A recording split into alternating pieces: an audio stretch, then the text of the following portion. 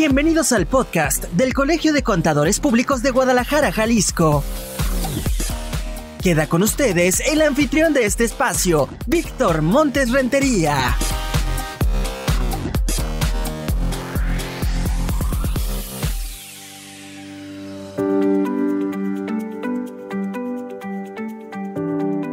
A todos los oyentes del podcast del Colegio de Contadores Públicos de Guadalajara, Jalisco, les damos la bienvenida. En esta ocasión, el tema a tratar aspectos relevantes al cierre del ejercicio de las personas morales. Y hoy tengo el honor de presentar a ustedes al expresidente de este Colegio de Contadores Públicos de Guadalajara, Jalisco, el doctor Rodolfo Servín Gómez. ¿Cómo estás, doctor? Bienvenido. Bien, Víctor, gracias. Qué gusto estar aquí contigo. Muchas gracias por estar con nosotros en esta charla. Un placer estar contigo en esta mesa de trabajo. Recordarle a usted que actualmente el doctor Rodolfo Servín pues participa como vicepresidente de Relaciones y Difusión del Instituto Mexicano de Contadores Públicos, pero además hay que resaltar importante su trayectoria: abogado y licenciado en Contaduría Pública, egresado orgullosamente de la UDG y contador público certificado por el Instituto Mexicano de Contadores Públicos. Así que todo un experto en la materia. Pues mira, aquí con este cargo de la vicepresidencia de Relaciones y Difusión, contentos y sobre todo un honor estar en este podcast que sin duda es clave para poder estar en comunicación con nuestros asociados y poder tocar temas relevantes cada podcast. Y celebrar juntos que se está convirtiendo en un medio de referencia de parte del colegio para hablar de los temas fiscales que son importantes para pues, Jalisco, también para México. Bueno, vamos a entrar en materia, si te parece, doctor. Aspectos relevantes al cierre del ejercicio de las personas morales. Ya estamos por terminar 2024, se acumula siempre mucho trabajo.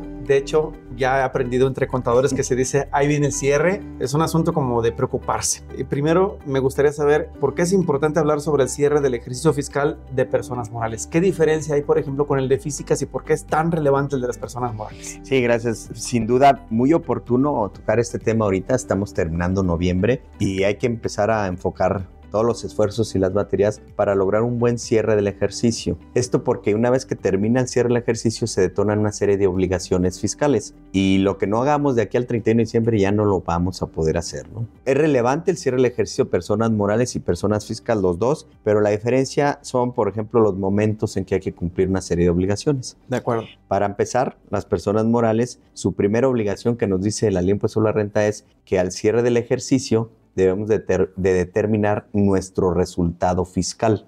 El resultado fiscal es muy importante porque justamente es la base para determinar el impuesto.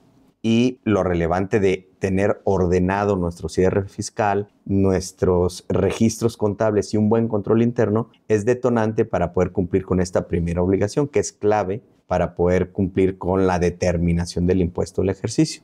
La Ley de Impuesto sobre la Renta nos establece, Víctor, que debemos de determinar el resultado fiscal, calcular el impuesto y pagarlo a más tardar dentro de los 3 meses siguientes al cierre del ejercicio. De ahí que terminando el 31 de diciembre comienza la cuenta regresiva para cumplir esa obligación que es la más importante de los contribuyentes, ¿no?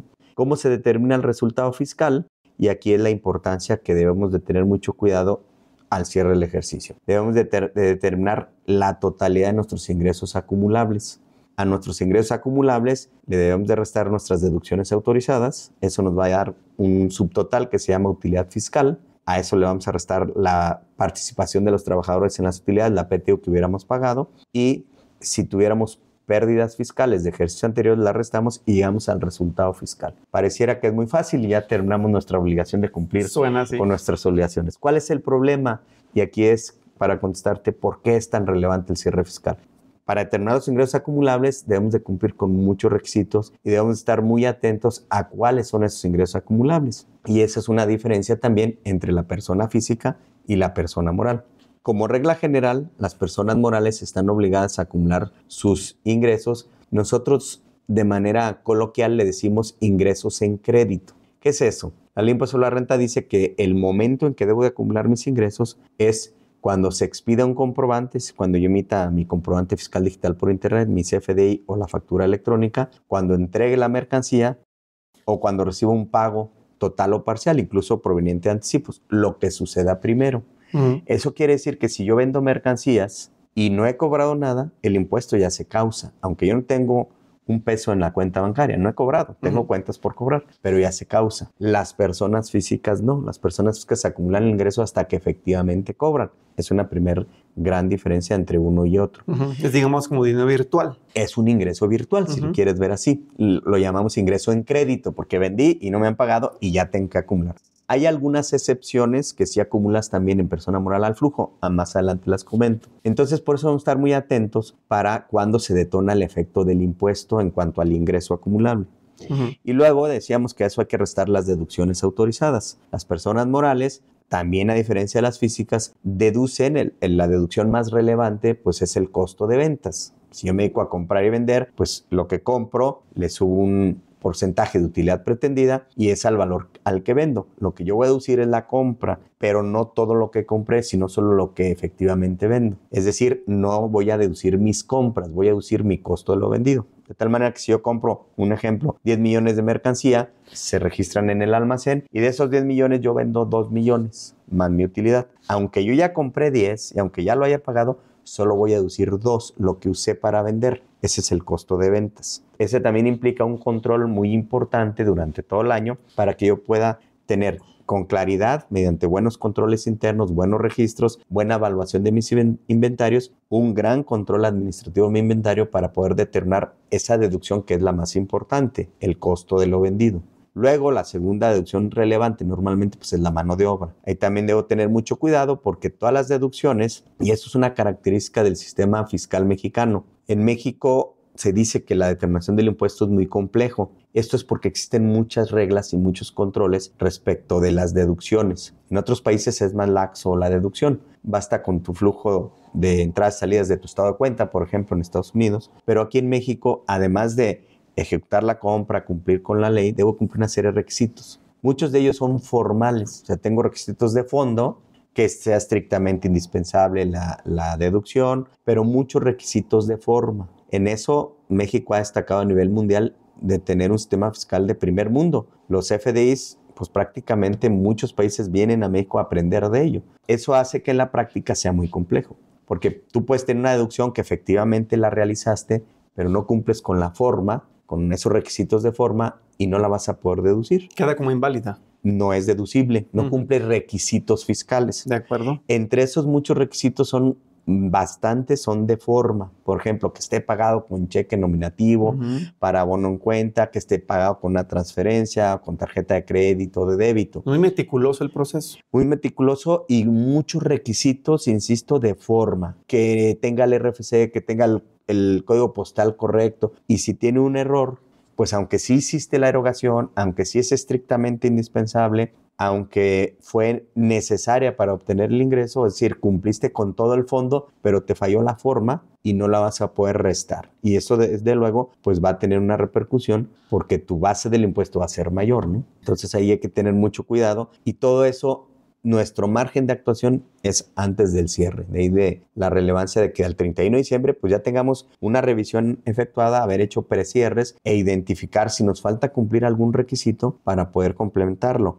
Porque estos requisitos, la ley nos marca un tiempo para cumplirlos. En principio es hasta el 31 de diciembre. Hay algunas excepciones tratándose de gastos que a más tardar cumpla con todos los requisitos cuando presente mi declaración anual, que ya hemos dicho que es dentro de los 3 meses siguientes al cierre del ejercicio. Quiere decir que a más tardar el 31 de marzo en condiciones normales. ¿A qué me refiero con condiciones normales? A veces hay que hablar las cosas de manera correcta como la ley lo dice, porque es muy común que digamos, pues la declaración anual se presenta el 31 de marzo, pero no necesariamente es así. La ley no habla del 31 de marzo. La ley dice dentro de los 3 meses siguientes al cierre del ejercicio. Sea enero, febrero o marzo. Ajá. Y tú puedes decir, bueno, es que es lo mismo. Si cerramos el ejercicio el 31 de diciembre, pues a más tardar el 31 de marzo. Sí, pero no todos los ejercicios, y por eso es importante distinguir esto, no todos los ejercicios fiscales cierran el 31 de diciembre. Existen ejercicios irregulares. ¿Cómo cuáles? Por ejemplo, cuando una sociedad entra a liquidación. Ajá.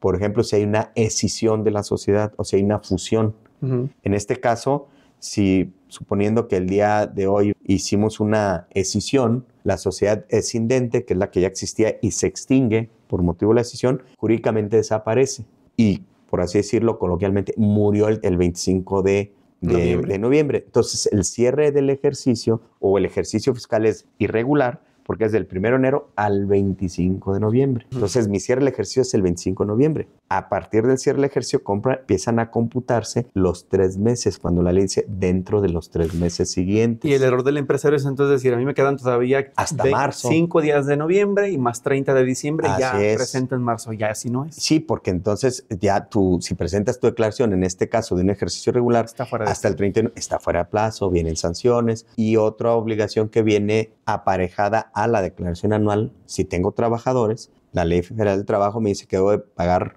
la PTU, la participación de las utilidades a los trabajadores, a más tardar dentro de los 60 días posteriores a cuando se presentó la declaración anual.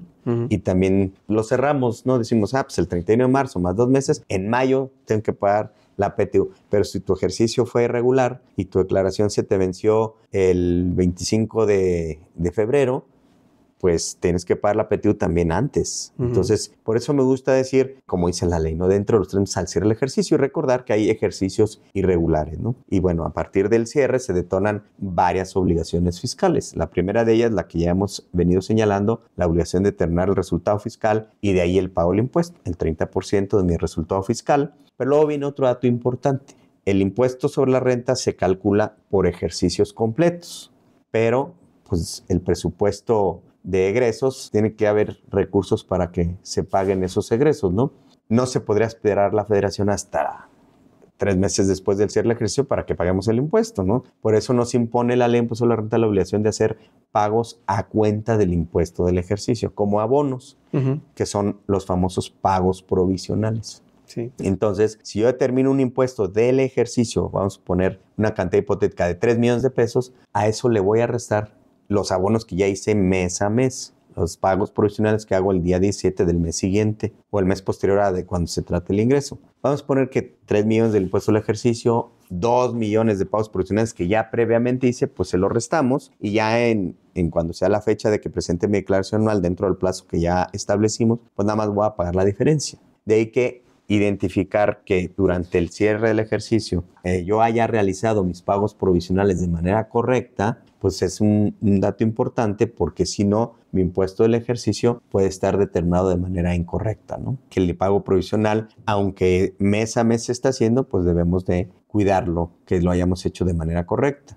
Y el pago provisional, a diferencia del impuesto del ejercicio, es que se calcula con bases diferentes. El impuesto del ejercicio ya es el impuesto definitivo, realmente cuánto gané y de ahí cuánto te voy a pagar de impuesto. Y los pagos provisionales, pues yo no sé si en el ejercicio 2024 voy a ganar o incluso voy a perder en base a un parámetro de mi utilidad del año pasado.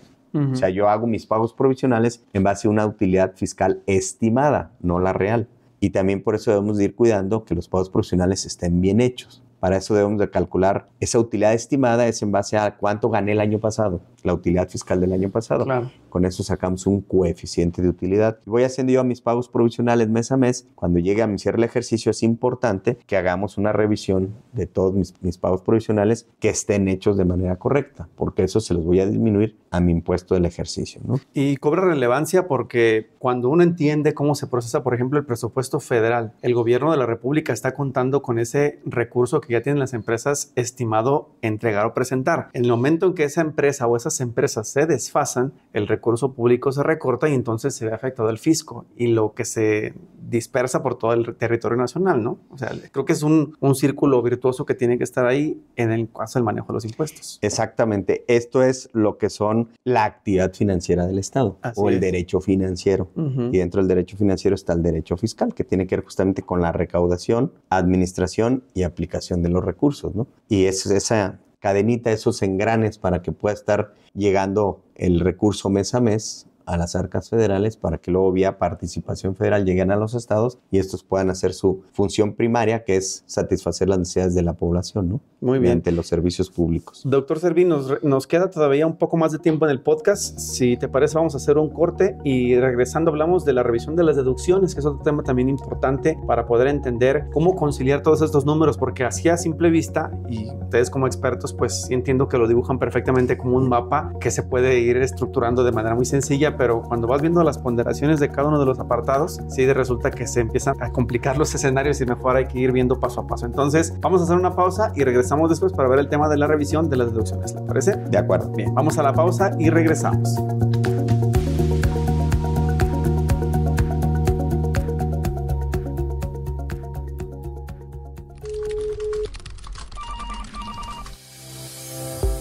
Prepárate para el cierre de nómina 2024 con los expertos del Colegio de Contadores Públicos de Guadalajara, Jalisco. Antes de pensar en las vacaciones, aprende a revisar y analizar las obligaciones del patrón y del trabajador con relación al cálculo anual de ISR de los trabajadores, la presentación del ISR a cargo o a favor del trabajador en los timbrados de nómina con ejemplos, así como evitar tener diferencias con el SAT, y la declaración anual prellenada. Conéctate a nuestra conferencia en línea, Preparación Cierre de Nómina 2024, con el contador y maestro en finanzas Jesús Miguel Alarcón Díaz. A realizarse el próximo miércoles 11 de diciembre, invita a tus colaboradores de las áreas de recursos humanos, auxiliares contables, auxiliares en recursos humanos, contadores, administradores, y convoca también a cualquier persona que esté interesada en el tema. Participa y entérate de las precisiones que la autoridad ha mencionado para el año 2024 respecto al cierre de nóminas. Utiliza tus bonos y vales de capacitación y anótate 4 puntos de PC fiscal. No te quedes fuera, registra tu asistencia desde el sitio web del Colegio de Contadores Públicos. Entra a la sección Cursos, haz clic en esta capacitación y participa.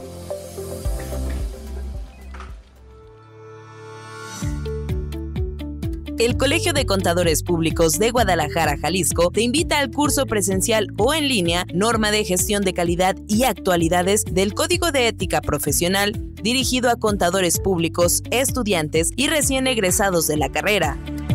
Este evento, que se realizará el próximo 11 de diciembre, te ayudará a obtener conocimientos claves respecto a la normativa en cuestión de gestión de calidad, a efecto de cumplir adecuadamente con esta norma a la que estamos obligados como profesionales, y al mismo tiempo a conocer los cambios efectuados al Código de Ética Profesional. Asiste al curso en las instalaciones del Colegio de Contadores o bien registra tu lugar para participar de manera remota a través de la plataforma virtual Zoom. El cierre de inscripciones es el martes 10 de diciembre. Si eres estudiante, aprovecha los descuentos para ti al exhibir tu Cardex, credencial o constancia vigente de la licenciatura, y si ya formas parte del colegio, invierte en este curso tus vales y bonos de capacitación. Inscríbete en la página web del colegio www.ccpg.org.mx o a través del teléfono 33 36 29 74 45 y en el correo informes@ccpg.org.mx.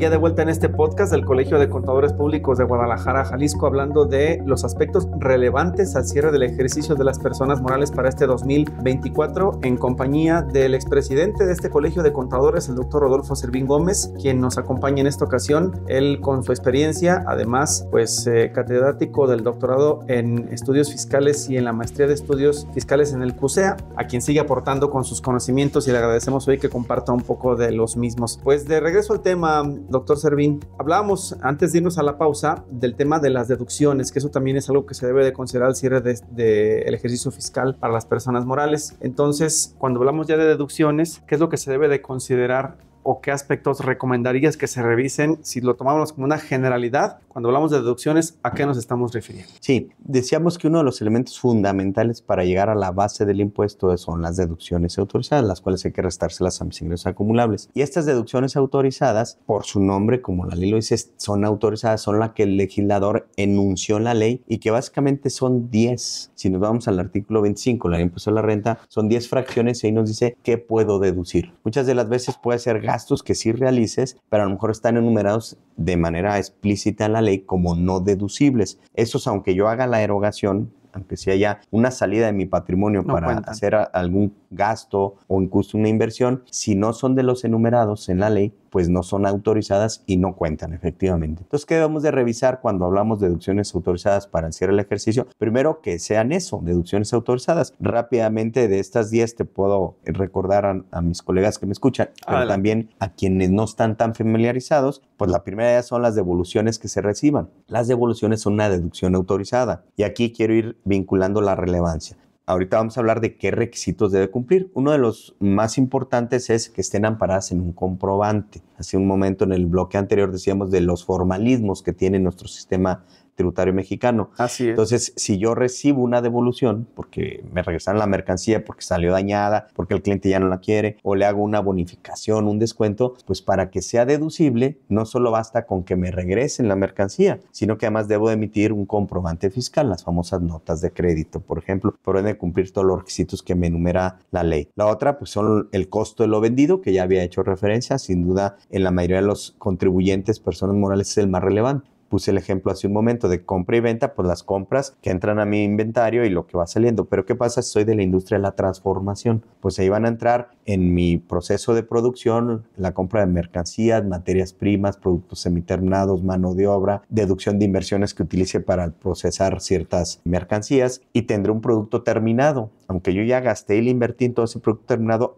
no es deducible todavía. Va a ser deducible solo lo que yo venda, cuánto es el costo que se le atribuye a esa venta. Ese es el costo de lo vendido. Luego vienen los gastos. Estos gastos pues, son los gastos netos de descuentos, netos de bonificaciones y devoluciones. Y, por ejemplo, ahí pudieran estar los gastos de mano de obra, gastos administrativos, gastos fijos como renta, servicios telefónicos y demás de otros servicios. Luego vienen las inversiones. Las inversiones tienen también el cuidado que debemos de considerar es que tienen sus propias reglas. Inversiones pues entran lo que son activos fijos, gastos diferidos, cargos diferidos. Y pongamos un ejemplo de un gasto en una deducción por inversión como podría ser un activo fijo. Pensemos en una maquinaria. O sea, a lo mejor la maquinaria me costó 20 millones de pesos, pero no voy a deducir los 20 millones. Hay reglas. Las reglas de las inversiones debo de aplicar vía depreciación un porcentaje específico que viene en la ley según el tipo de activo fijo que se trate. Por ejemplo, la maquinaria probablemente en la mayoría de los casos caerá en el supuesto de que es un 10%. Entonces, si me costó 20 millones, en el primer año de uso de esa inversión, de ese activo fijo, solo voy a deducir el 10%, 2 millones. Esa es la depreciación contable. Aquí viene una de las características importantes que debemos de revisar al cierre del ejercicio. La ley, como en México somos un país que por muchos años ha tenido inflaciones importantes, nos reconoce el efecto inflacionario. Esto quiere decir que de este ejemplo de una inversión de 20 millones, que yo puedo decir el primer año el 10% me da 2 millones, la ley me permite actualizarla, reconocer la inflación de este año. Suponiendo que en el año 2024 cerráramos con una inflación del 10%, que toco madera y espero que no, pero no, para hacer el ejercicio fácil, el 10%, pues a esos 2 millones hay que subirle el 10%. Entonces yo podría deducir fiscalmente 2.200.000. Y este ejercicio me va a permitir explicar algo importante al cierre del ejercicio. Contablemente yo voy a tener registrado solo 2 millones porque es la depreciación contable, pero fiscalmente voy a tener una deducción de 2.200.000. Tengo 200,000 que son virtuales, que salen de un cálculo. Eso requiere que hagamos una conciliación fiscal contable, porque esta es una partida meramente fiscal que no coincide con lo contable. Y eso es bien importante que nuestro papel de trabajo lo tengamos bien elaborado y que tengamos el cuidado que sí estemos usando las fechas de que se adquirió el bien, porque a partir de esa fecha es el índice nacional de precio al consumidor que voy a utilizar, ¿no? El otro, las cuotas patronales que se pagan al IMSS por tener mano de obra. Los créditos incobrables, también es otro aspecto muy relevante que debemos tener mucho cuidado al cierre del ejercicio. ¿Qué es un crédito incobrable? Pues yo vendía crédito, tengo cuentas por cobrar de mis clientes y algunos clientes pues no me pagan. Vuelven insolventes, se van a la quiebra, desaparecen y yo hago gestión de cobro y no puedo cobrarlo. Yo debo de reservar una cantidad como una cuenta incobrable, pero lo voy a hacer en base a ciertos parámetros, ciertas políticas y esa reserva va a ser contable. Fiscalmente puedo deducir, que es una deducción autorizada, pero voy a cumplir una serie de requisitos. Y esas cuentas incobrables van a ser en función de estos requisitos y una de ellas es cuando la cuenta por cobrar pasó más de un año de mora, rebasa 5,000 UDIs, tengo que demandar para poderla deducir, para que sea el requisito para poderla deducir, debo demandar y haber obtenido una resolución favorable donde diga el juez que efectivamente me deben la cantidad y que yo demuestre que agoté todos los medios jurídicos para poder cobrar. Si no resuelve el juez, no tiene validez. No lo puedo deducir todavía, aunque contablemente yo ya lo reservé, ya la mandé a gastos, pero son gastos contables. Esta es otra partida de conciliación fiscal contable. Y tanto los 200,000 de la inversión, ese copetito, los virtuales, más la deducción por cuentas incobrables, no tengo un comprobante fiscal. Para eso no existe un CFDI. Entonces debo tener mucho cuidado. Para esa deducción que la ley me autoriza, sí aprovecharla cuando tenga todos los requisitos. 2, cuando estoy en ese supuesto, cuidar que cumpla los requisitos para poderla deducir. Otro aspecto parecido que es una deducción virtual, por llamarla así, y que no tengo un comprobante fiscal, porque muchas de las veces en nuestro cierre fiscal lo que hacemos es bajar. Esto es un procedimiento que es más fácil hoy, antes no lo podíamos hacer, bajar todos los FDIs de la plataforma del SAT y con eso puedo cerciorarme cuáles son todos los FDIs de gastos, de inversiones, de deducciones y también de ingresos para que me permita hacer una revisión con bases más sólidas, más contundentes o incluso llegar a una revisión al 100% de todos los FDIs que andan ahí volando, que son mis comprobantes fiscales digitales por internet, y tener certeza que sí estoy considerando todos. Pero hay deducciones que no tienen un CFDI. Una de ellas es la depreciación fiscal, la otra de ellas son las cuentas incobrables, otra puede ser que yo tenga una pérdida cambiaria, una pérdida en cambios. Yo compro mercancía en otra moneda que no es pesos, puede ser dólares, euros, yen, cualquier moneda extranjera, y yo pacto un precio a un tipo de cambio de la fecha en que pacté. Pero luego sube porque es volátil y yo pago una cantidad mayor. Ahí tengo una pérdida cambiaria. ¿Qué es lo que ocurrió a mediados de este año? Este año ha sido sí. Que a veces juega al revés. Lo pactas más caro, pero cuando lo pagas, bajó, si fueran dólares, y bajó el dólar. Así es. Cuando estuvimos a 16, si yo haya comprado mercancías de a 23 y bajó a 16 y la pago cuando está a 16, pues ahí tengo una ganancia. Y eso también es un ingreso que debo acumular, por el cual voy a pagar impuestos. Pero no hay un CFDI. Entonces ahí ya van 3 partidas que no tienen CFDI. Y una cuarta es el ajuste anual por inflación, que puede ser deducible o puede ser acumulable. El ajuste anual por inflación es también los efectos que el legislador le dio a la inflación en México.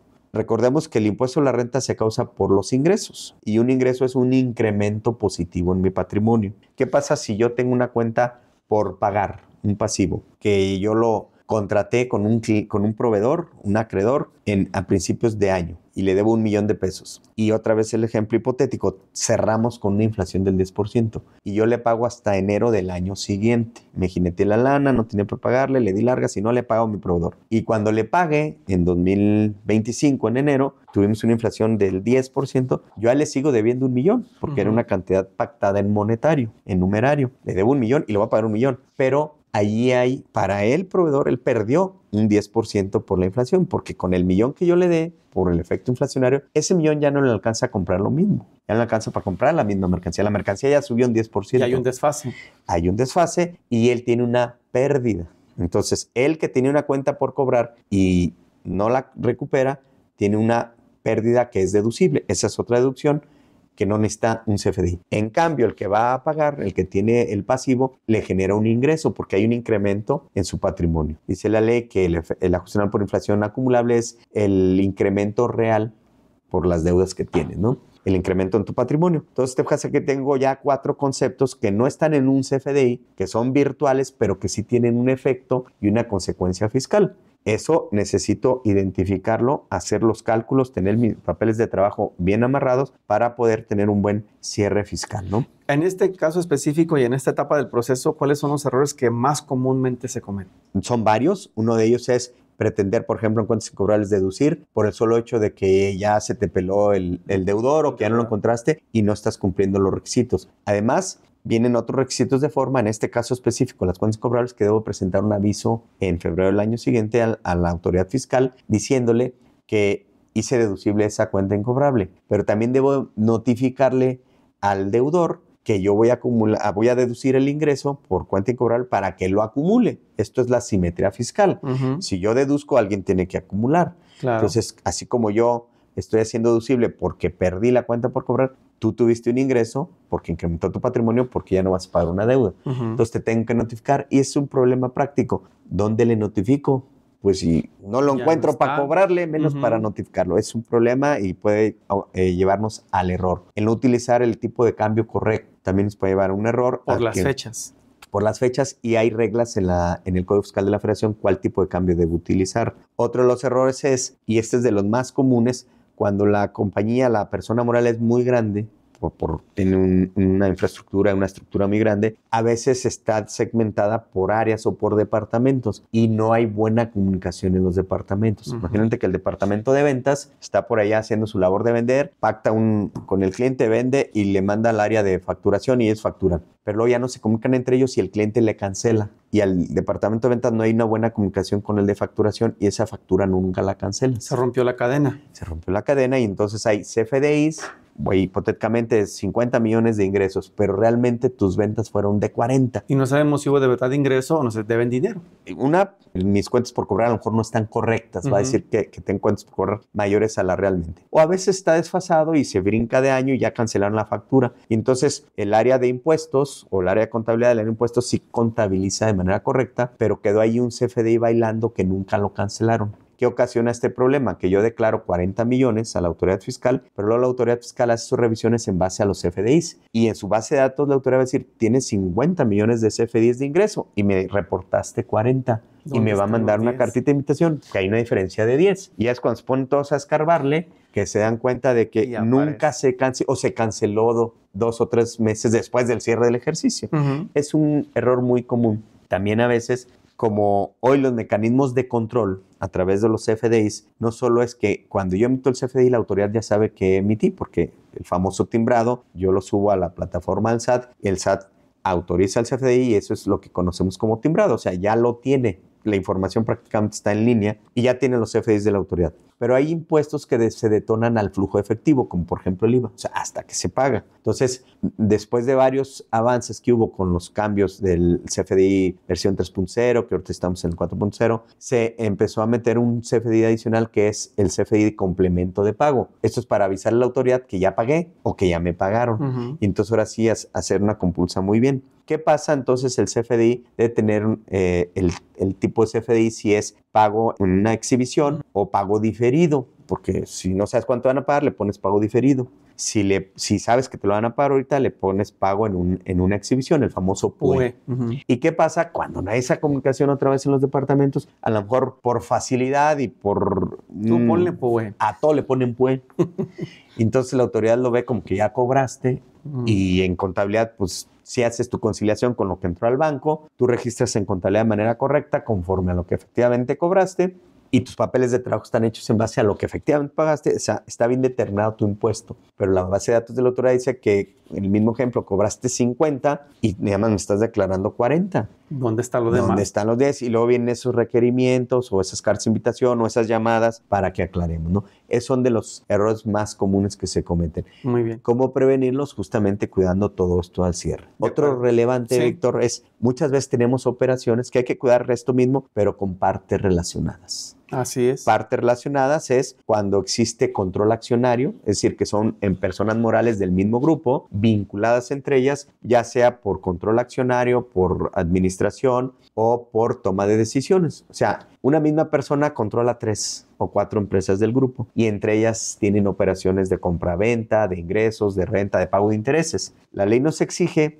que esas operaciones entre partes relacionadas se hagan a valor de mercado, porque como eres tú mismo, que no vayas a manipular los precios y que digas, esta empresa tiene más deducciones, entonces, y aquella no, voy a contratar servicios entre nosotros para que esta tenga más deducciones y los ingresos los tenga yo, pero yo tengo otras deducciones y ahí equilibro el impuesto, para que no manipulemos los precios. La ley nos dice, estás obligado a conservar la documentación que demuestre que entre tus operaciones entre partes relacionadas las hiciste a valor de mercado. Es decir, las hiciste al valor que hubieras hecho con un tercero, con una parte independiente, una parte que no es relacionada. Y para eso se necesita hacer un estudio de precios de transferencia en base a unas metodologías que nos da la ley de impuesto a la renta.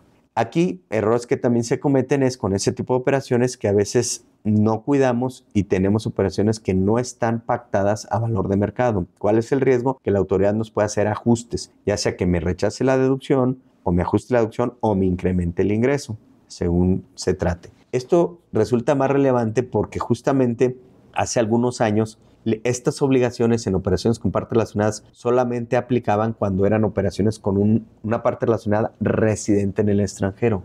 Y cuando eran operaciones aquí nacionales, domésticas, no teníamos esa obligación. ¿Qué pasó? En 2022 cambió la ley y ahora sí son para todas. O sea, como aquel chiste famoso de las monjitas, ¿no? Dijeron que a todas. Sí, se termina la flexibilidad y la libertad que había. Exactamente, y entonces pues se nos ha tocado ver contribuyentes o personas morales como que no... ¿Se actualizaron? No se actualizaron o no han tomado con la seriedad debida esto y siguen haciendo operaciones entre partes relacionadas a valores que no son de mercados. Eso tiene varios riesgos. Primero, el rechazo o el ajuste a una deducción o un ingreso. Segundo, El no cumplir con las obligaciones en materia de precio de transferencia nos lleva a una sanción que va desde 99,950, lo voy a redondear a 100,000, o hasta 199,900. Redondeémoslo. La sanción puede ser de 100,000 pesos a 200,000 por no cumplir con las obligaciones de partes relacionadas. Y además, no solo es cumplir con eso, sino debo presentar declaraciones informativas. Estas declaraciones informativas se recorrieron también con la reforma 2022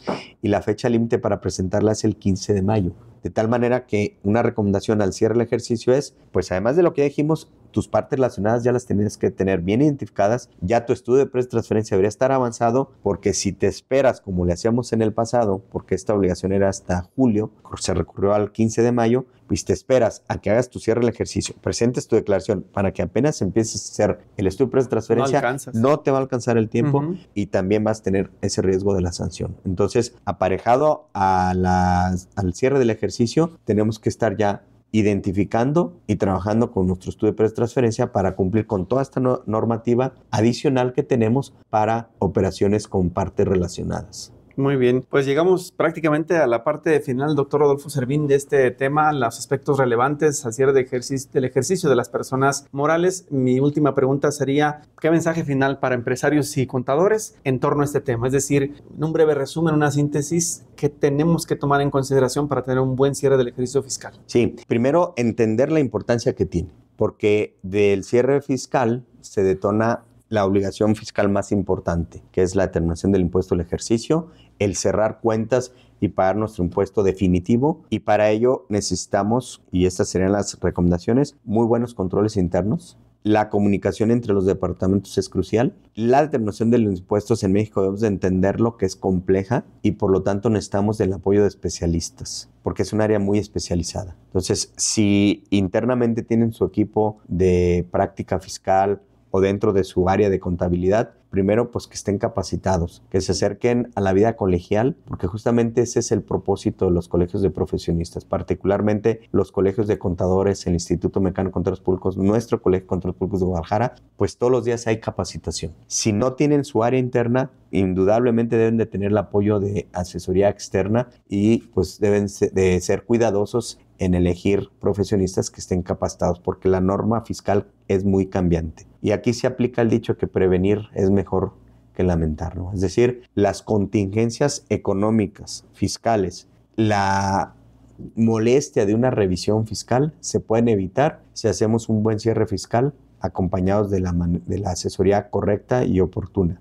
Y esto no solo es un efecto de cumplimiento de una obligación constitucional, como es contribuir al gasto público, sino a la larga nos lleva a eficientar nuestros procesos internos de la empresa y nos hace una mejor organización que cada vez seremos más eficientes. Y si la información es oportuna, momento a momento, registro a registro, nuestro cierre fiscal va a ser más fácil y podemos tener algunas ventajas. El cerrar de manera oportuna, anticipar mi declaración anual y presentarla dentro del plazo, pero déjame decir, el 3 de enero, el primer día hábil de enero, si yo ya cumplí mi obligación, ya hice cuentas, pues eso me puede beneficiar porque cuando mi coeficiente de utilidad sea menor al del año anterior, para mis pagos provisionales, desde el primer pago, que es el de enero, que se presenta en febrero, ya empiezo a pagar con el coeficiente menor. Y si yo me espero a presentarla hasta el final, pues entonces todavía enero, febrero, marzo y probablemente abril voy a seguir pagando con el coeficiente anterior. Esto cuando nuestro coeficiente baja. Además, el tener bien identificadas nuestras operaciones y buenos controles me permite ser muy eficiente en identificar algunos probables errores para corregirlos de manera inmediata y evitar contingencias. Las contingencias fiscales pueden ser desde revisiones fiscales, desde haber efectuado de manera incorrecta el cumplimiento de mis obligaciones, que me lleva a multas, a veces actualizaciones y recargos, que son innecesarios y de por sí la tasa del impuesto corporativo en México es cara y todavía por no tener buenos controles internos la voy a encarecer yo mismo, pues como que no es congruente, ¿no? Entonces nos ayuda a la eficiencia cuando tenemos un buen control fiscal. Y todo eso solo lo logramos con lo que ya comenté. Evite gastos entonces de contingencia, acérquese a los profesionales del Colegio de Contadores Públicos de Guadalajara, Jalisco. Esta es la recomendación de nuestro expresidente, el doctor Rodolfo Servín Gómez, abogado y licenciado en Contaduría Pública, además Rojas, contador público certificado por el Instituto Mexicano de Contadores Públicos. Hoy en este tema que tratamos con usted, los aspectos relevantes al cierre del ejercicio de las personas morales. Muchísimas gracias, doctor, por esta charla. Al contrario, Víctor, gracias a ti. Te esperamos en la próxima. Hasta la próxima, con gusto. Gracias, cuídese mucho, pásela bien. Soy Víctor Montes Rentería. Lo esperamos en el siguiente episodio. Hasta luego.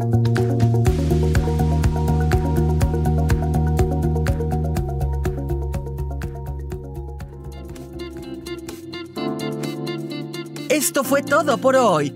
Recuerda que este espacio es para darle voz a los contadores, para escucharte y orientar a nuestra comunidad. ¡Hasta pronto!